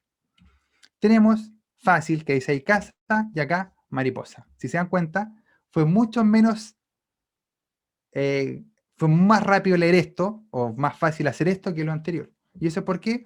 Porque esto ustedes están más familiarizados y lo más seguro es que ya lo tengan almacenado en su memoria. Dislexia, recuerden que este es un curso un poco comprimido para tratar de ver todo en estas 2 sesiones. Vimos desde los precursores de la lectura, marcadores, toda esa neuroanatomía, vimos ciertos componentes relacionados, obviamente con el desarrollo del lenguaje oral, que es importante, se habrán dado cuenta, las vías de la lectura y tenemos la dislexia. La dislexia es una condición, no es una enfermedad, y el cerebro se desarrolla de manera diferente, esto es importante, por neuroimagen activando diferentes zonas cuando se lee. El cerebro no es que sea una persona enferma, las personas con dislexia, perdón, sino que su cerebro se desarrolla de manera diferente. Como sinónimos tenemos trastorno de la lectura y dificultad específica en el aprendizaje de tipo lector. Algunos datos, algunos plantean que de 5 a 10, algunos plantean un 15, otros un 17, otros un 20% de los niños tendrían trastorno de la lectura. Si hablamos en una sala de, allá son alrededor de 40 a 45 niños, ¿cierto? Por sala, en Ecuador. ¿45? ¿Sí, no? Ahí me escriben, me ayudan con el número, por favor. ¿Cuántos niños por sala son allá en Ecuador generalmente? 40. 40, 45, 35, ahí se maneja el... Ah, tenemos gente en México, 25 en México, genial. Si vemos, por ejemplo, un curso, no sé, de 45 niños, tenemos que al menos, o probablemente, entre 4 y 9 niños, si le llamo al 20% del caso extremo, o 17 porque no le podemos cortar los niños, sino que son números completos, entre 4 y 9 niños tendrían algún trastorno de la lectura. O sea, si le llamamos a cifras, 2 de cada 10 niños, o sea, claro, 2 de cada 10 niños tendrían dificultad lectora en la sala de clases, más todas las otras dificultades que pudiesen presentar. Y lo otro que muchas veces hablamos del trastorno de la lectura propiamente tal, pero también hay otros trastornos del aprendizaje que están asociados. Hay algunos niños con trastorno cognitivo, o sea, con discapacidad o déficit intelectual cognitivo de base, que también estaría afectado. Y en muchos niños que quizás su cerebro venía impecable, súper bien, pero debido a que no se trabajaron los hitos lingüísticos como los fuimos presentando acá, la profesora de prebásica no trabajó lo que tenía que trabajar, no se conversaba con la profesora de primer año básico, ni de primaria, por tanto, ese niño que venía con todo el potencial no se desarrolló. Y ahí vemos cuando muchas veces los docentes se quejan que tienen 10, 15, 20 niños que les cuesta leer o no van al mismo ritmo sus compañeros, porque hay un componente que tenemos que el 10, 15, 20% de los niños puede tener dificultades de la lectura y otros tantos se desarrolló porque no se estimularon de la manera correcta. Por eso es importante que ustedes ya de aquí en adelante vayan a peregrinar las palabras de que la lectura se tiene que abordar desde los niveles iniciales. La etiología, algunos plantean, se debe a una falla en la migración neuronal.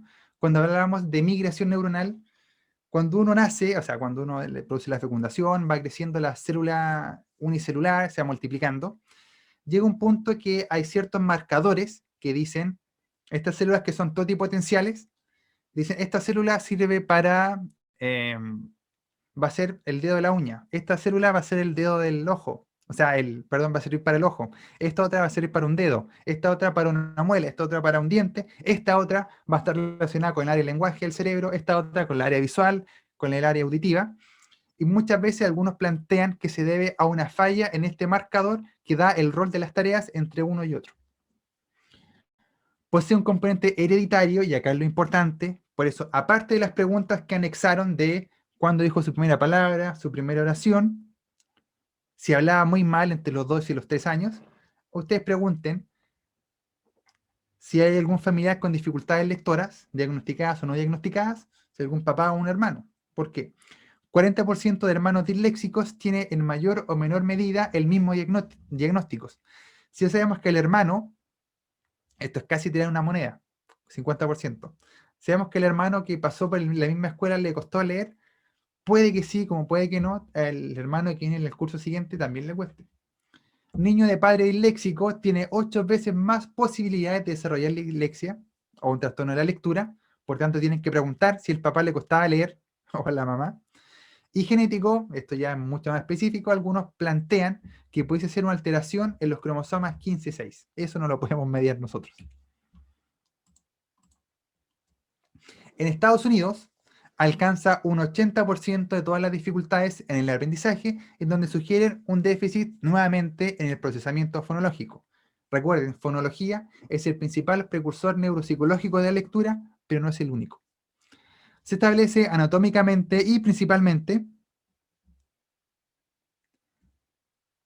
en la corteza parietal izquierda posterior, la corteza occipito temporal inferior y en el giro temporal superior, zona temporoparieto occipital. Algunos plantean otras áreas, pero más o menos en este curso quizás a algunos no les va a interesar tanto esto, pero sí es importante que sepan que hay ciertas habilidades, ciertas funciones cognitivas que se desarrollan.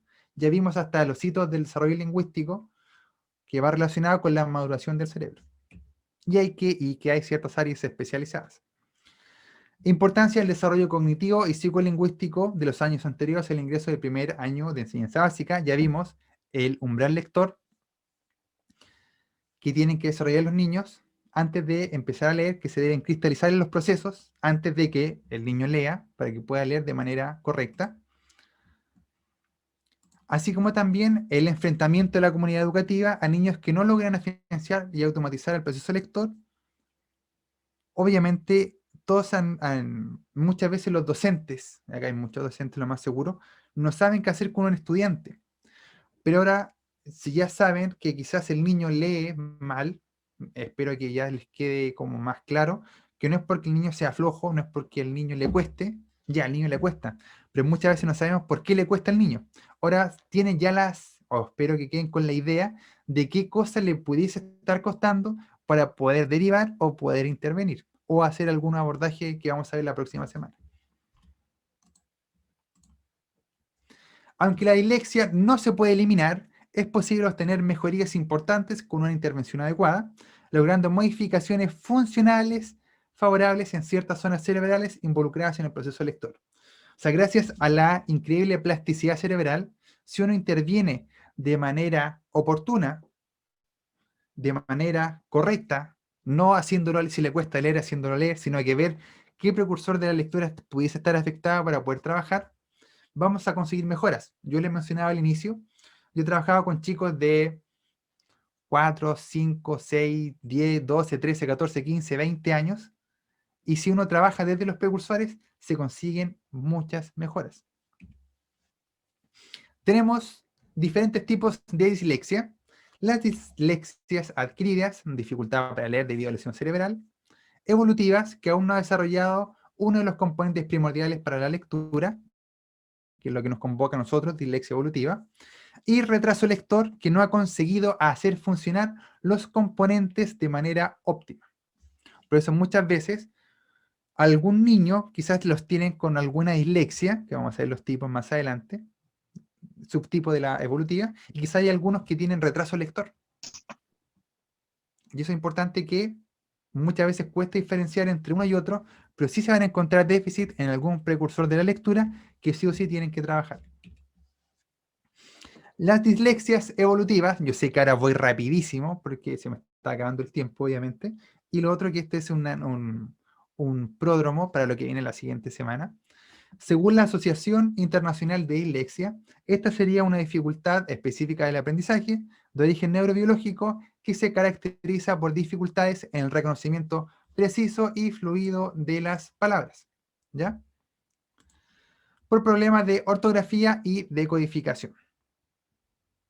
Tenemos acá entonces lo que hemos mencionado, dificultad de origen neurobiológico, con una lectura lenta o dificultad en reconocimiento preciso y fluido de las palabras, o sea que comete errores cuando lee y lee lento, y con problemas de ortografía y de codificación.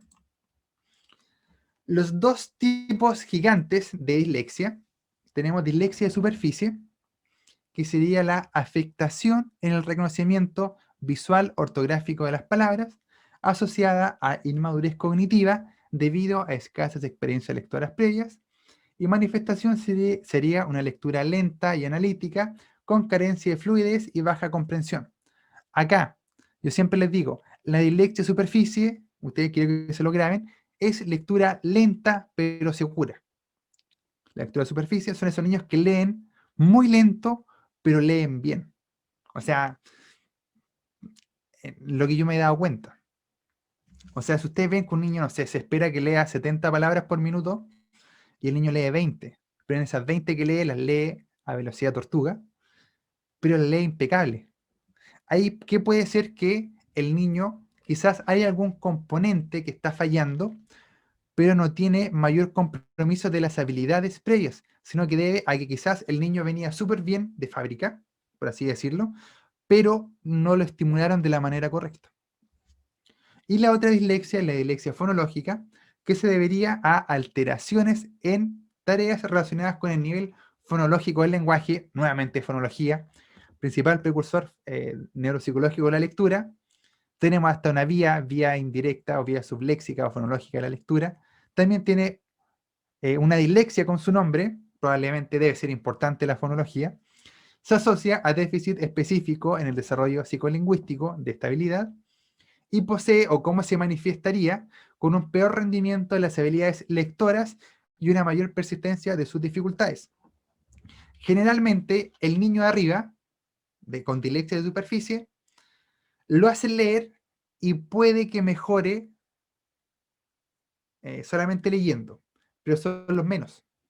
Porque generalmente los niños que presentan dificultades presentan o dislexia fonológica o una dislexia mixta, que tiene componente de superficial y fonológica. Y estos niños de abajo obviamente son persistentes o resistentes a la intervención, porque si al niño lo hacemos leer, si tiene un déficit fonológico y otros más componentes asociados, obviamente como no se va a tratar el déficit que tiene, esa intervención se va a poder perpetuar.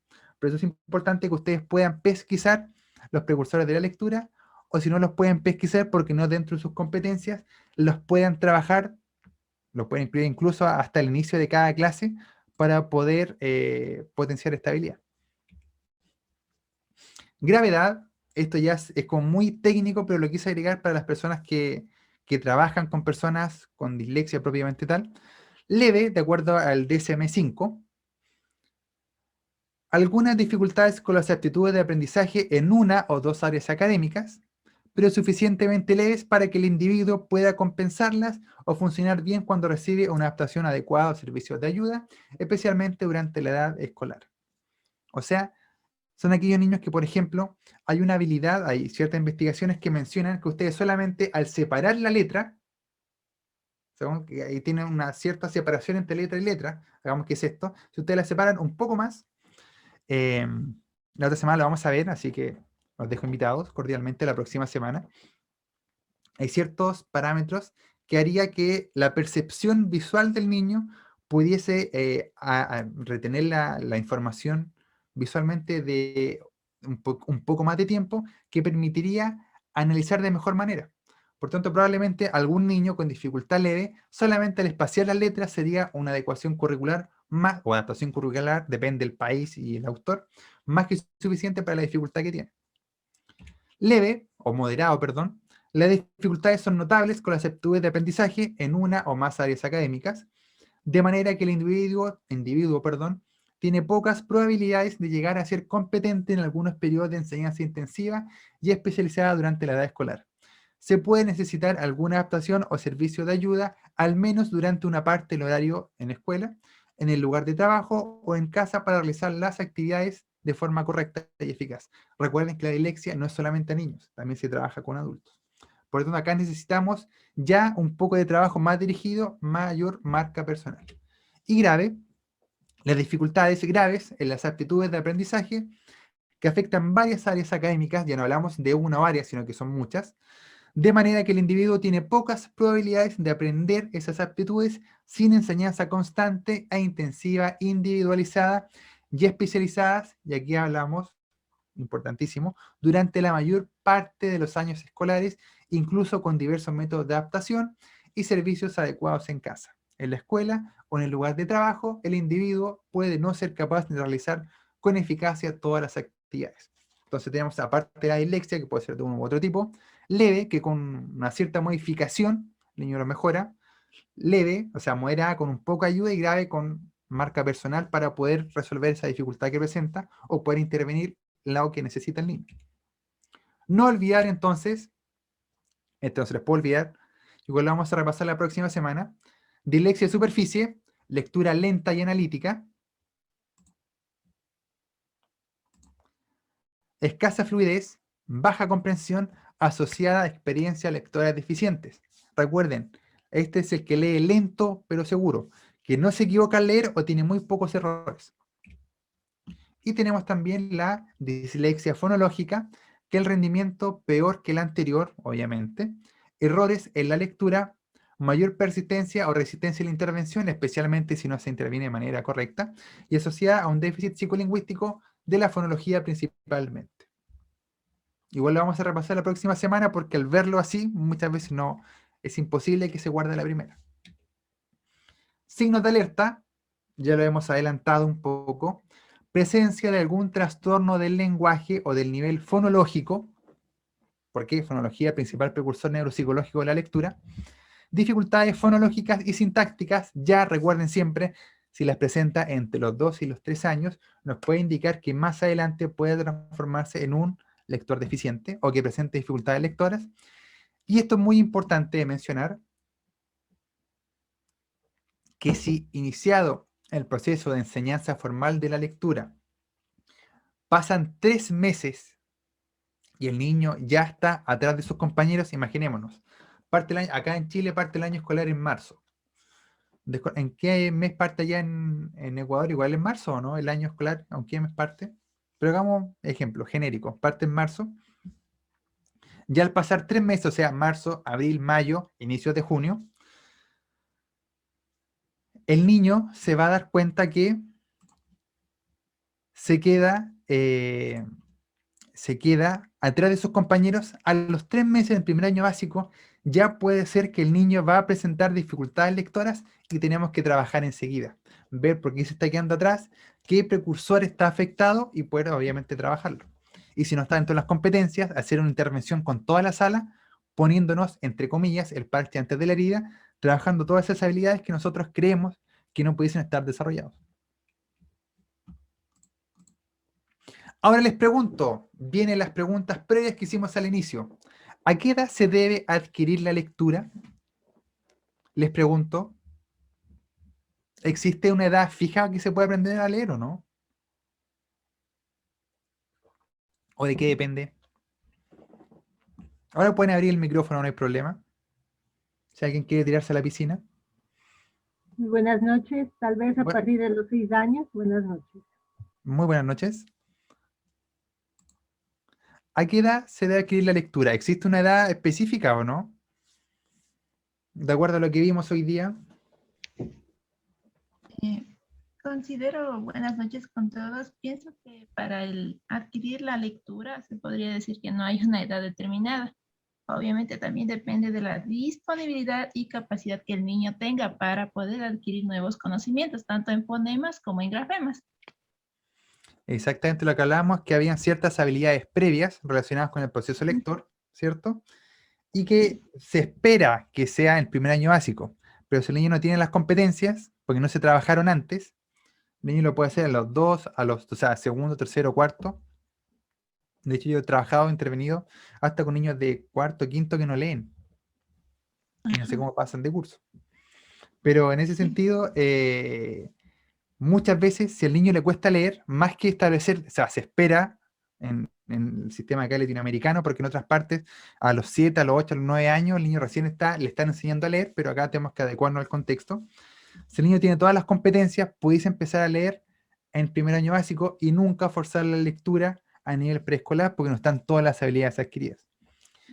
Tenemos entonces la primera pregunta resuelta, o sea, no hay una edad fija. ¿Por qué algunos niños presentan problemas para leer? ¿Quién me puede responder esa? ¿Por qué algunos niños presentarían problemas para leer?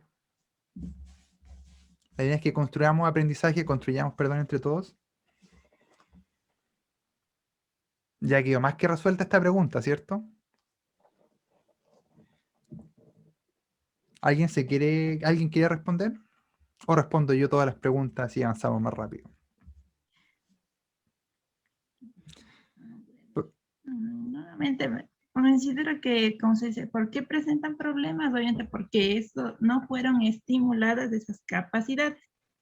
Sí, obviamente no Es- son estimuladas y de esa manera los niños, como usted mencionó, no van a adquirir el hábito de la lectura y se les va a dificultar todo el proceso que es lectura como escritura.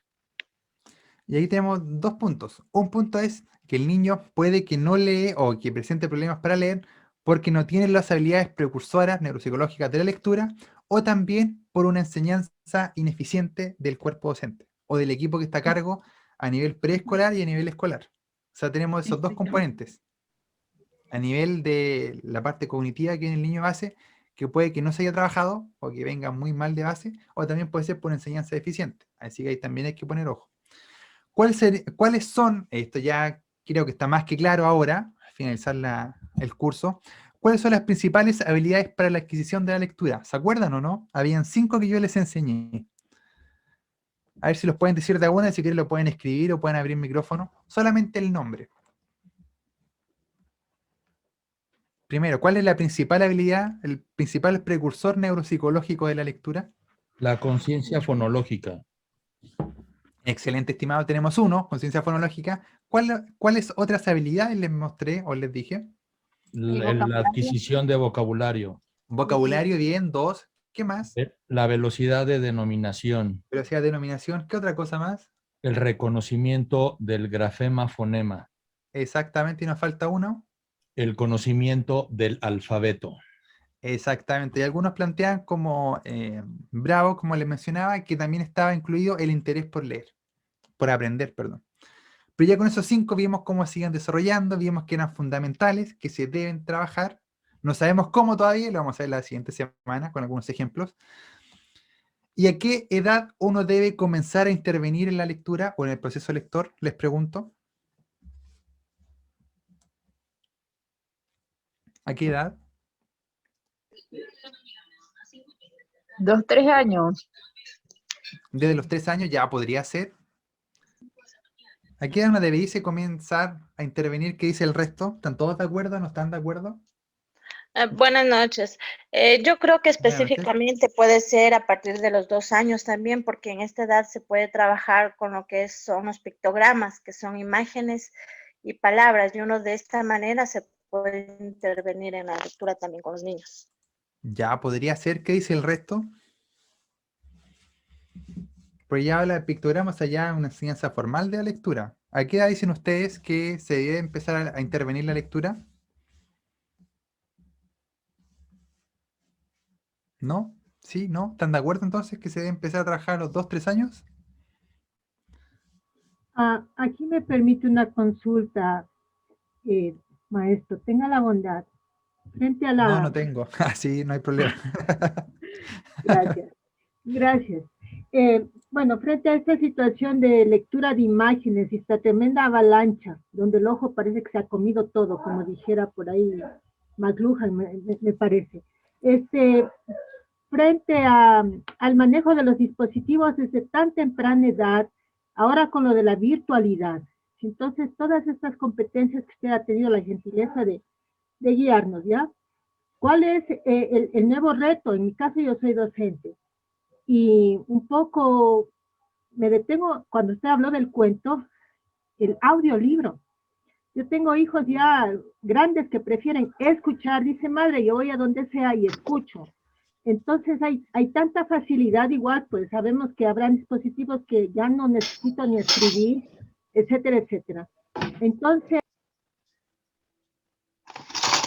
perdón, en definitiva, ¿cuál viene a ser nuestra, sí, cómo facilitar este proceso en los niños, si desde tan temprana edad están pues embelesados en todo aquello que implica este manejo de los dispositivos?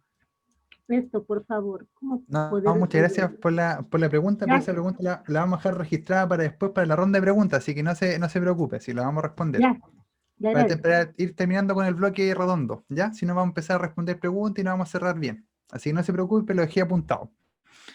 Aquí cada uno debe comenzar a intervenir la lectura. Tenemos que ver que hay ciertos marcadores. Más que intervenir la lectura propiamente tal, la lectura se debe empezar a trabajar con la enseñanza formal de la lectura, o sea, de los 6 años hacia arriba. O sea, si no, empezamos primer año básico, nos atrasamos 3 meses, se queda desfasado el niño, partimos primer año básico después de los 3 meses de intervención. Lo que sí ustedes tienen que hacer, que esto no es intervención de lectura propiamente tal, pero sí está relacionado con la lectura, que esa es la diferencia. Ustedes deben trabajar los precursores neuropsicológicos de la lectura. Tenemos que trabajar vocabulario mediante cuentos, las conversaciones. Tenemos que trabajar juego, obviamente, vocabulario, la parte de fonología. Tenemos que trabajar la atención, la concentración, la memoria. O sea, todas las habilidades previas, por ejemplo, la velocidad de denominación. Ustedes pueden armar un PowerPoint ahora que están en clase online o cuando se vuelva a la presencialidad y pasar rápidamente, poner solamente animales, un animal por diapositiva, y pasar rápidamente, los niños tienen que decir el hombre y el animal. Y aquí estamos trabajando vocabulario, ver si lo tienen almacenado o no, y que lo pueden evocar rápidamente. Y estamos trabajando velocidad de denominación y reconocimiento, obviamente vocabulario, que después esa habilidad de reconocer rápido, cuando empecemos a enseñar la lectura o las letras, ya obviamente que las conozcan en el abecedario, no hay que trabajar la lectura a nivel preescolar, pero ya cuando empiezan a trabajar formalmente la lectura en primer año básico, ya van a tener una vía desarrollada para reconocer rápidamente. Por lo tanto, ustedes a nivel preescolar tienen que trabajar los precursores de la lectura, lo vamos a hacer en mayor detalle la próxima semana, así que están todos invitados, pero la lectura propiamente tal se debe trabajar ya en la enseñanza formal, enseñanza básica en adelante. Así que era una pregunta capciosa, así que no se preocupen.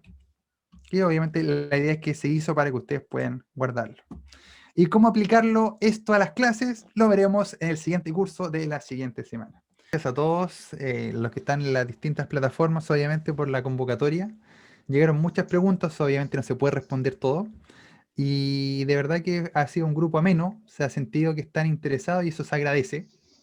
Uno cuando hace un curso más virtualmente se agradece que haya cierto compromiso y eso se evidenció. Y de verdad espero que esto fue una pincelada rapidísima, porque uno generalmente hace cursos mucho más largos de esto, y explicando y profundizando, pero es necesario sentar las bases para lo que viene la próxima semana, que son recomendaciones para poder trabajar estos trastornos.